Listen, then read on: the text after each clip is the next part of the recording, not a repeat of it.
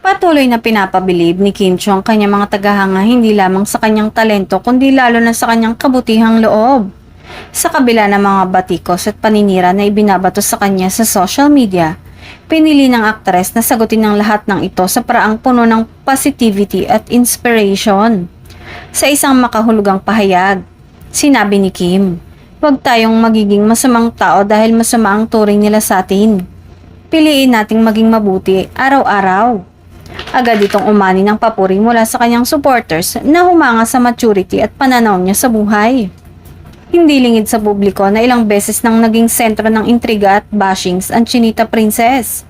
Ngunit sa halip na patulan ng negativity, mas pinipili niyang mag-focus sa trabaho, pamilya at sa mga taong patuloy na sumusuporta sa kanya.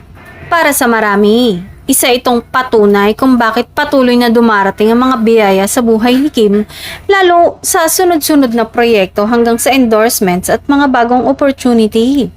Naniniwalang kanyang fans na ang kabutihan ng kanyang puso ang isa sa mga dahilan kung bakit hindi siya pinababayaan ng tadhana.